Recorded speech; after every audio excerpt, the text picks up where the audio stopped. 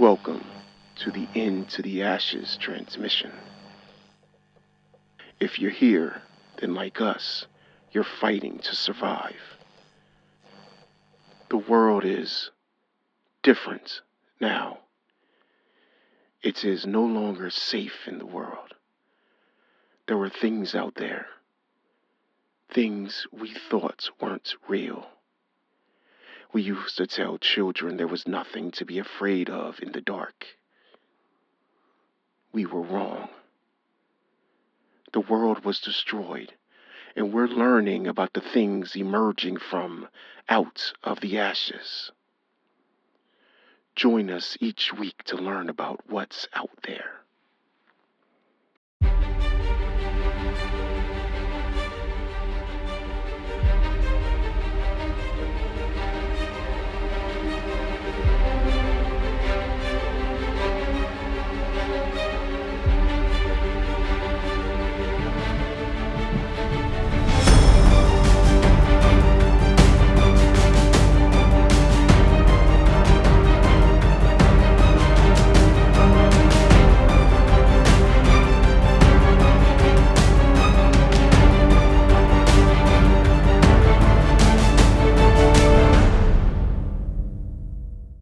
Before Eve, there was another name. Lilith. Some call her a demon. Some call her a feminist symbol. Some call her a myth.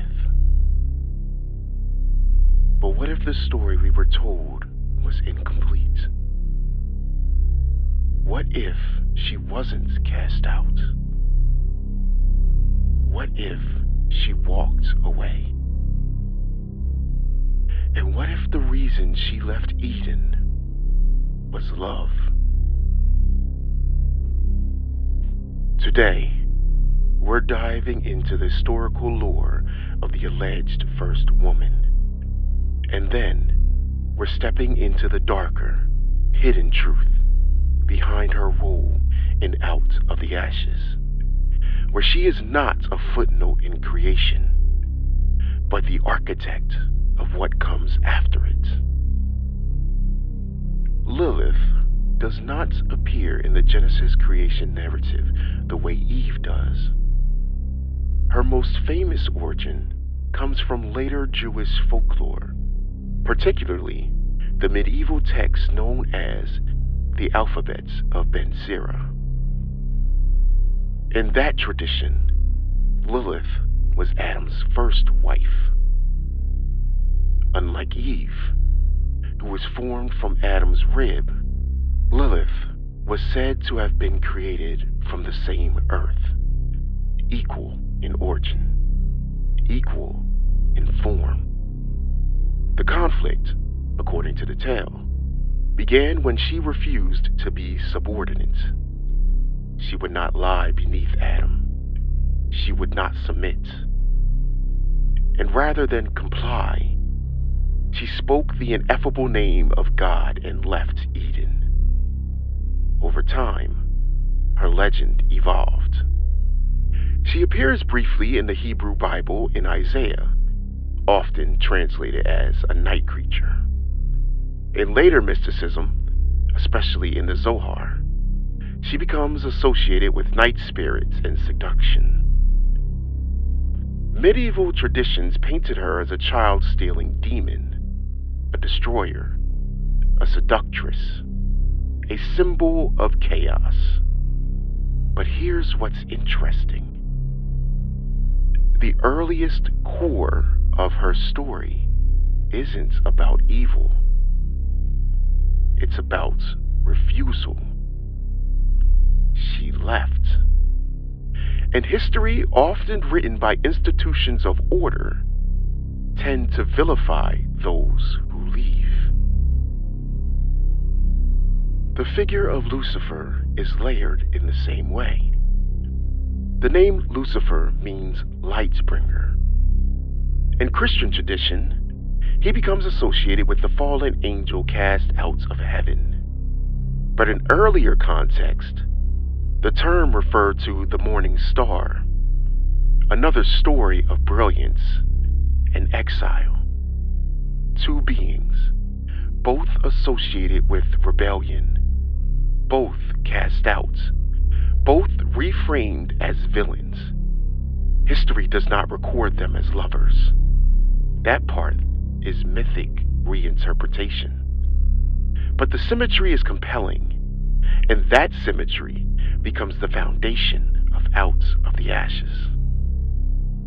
In the world of the show, Lilith was not expelled for defiance alone. She left because her heart belonged to another. It belonged to Lucifer. But their love was forbidden, not because it was impure, but because it was powerful. A union between the first woman and the Lightbringer would have rivaled the authority of heaven itself. So she chose exile. But before she crossed the boundary of Eden, she did something no one expected. She ate. From the tree of knowledge, from the tree of life, and from the lesser known fruits scattered throughout the garden. In this lore, Eden was not a single miracle tree. It was a garden of divine ecology. Each fruit carried a fragment of celestial power, wisdom, longevity, dominion, sight beyond time.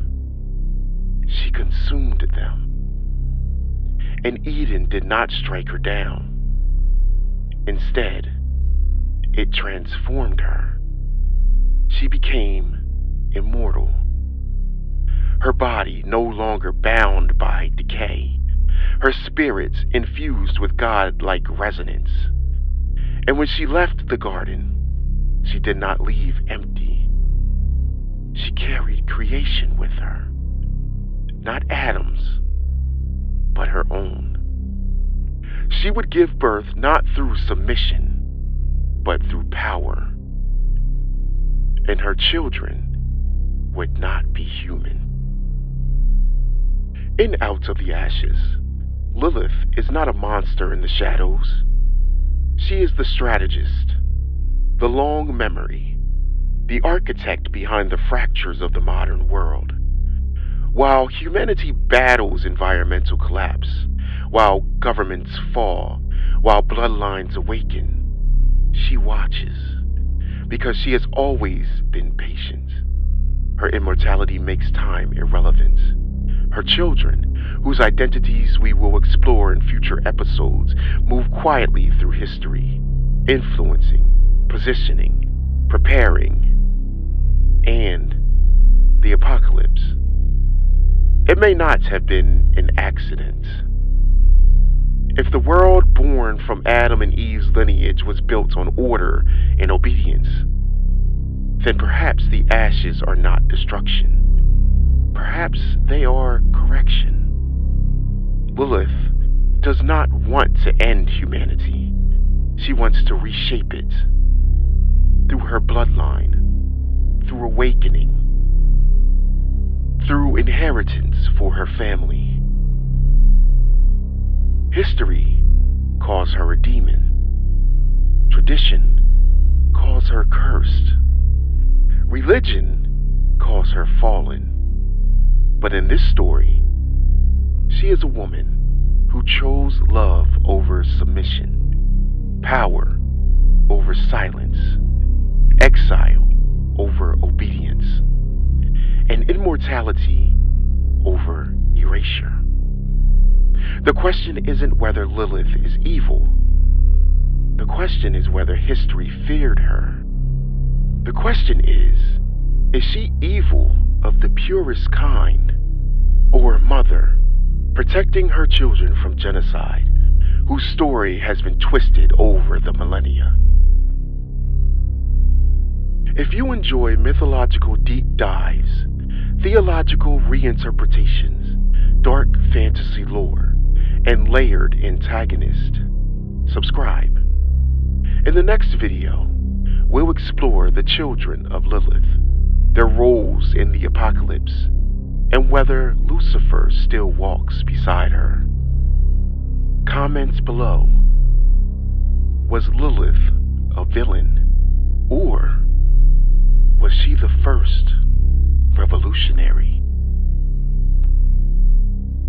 I'll see you in the next transmission.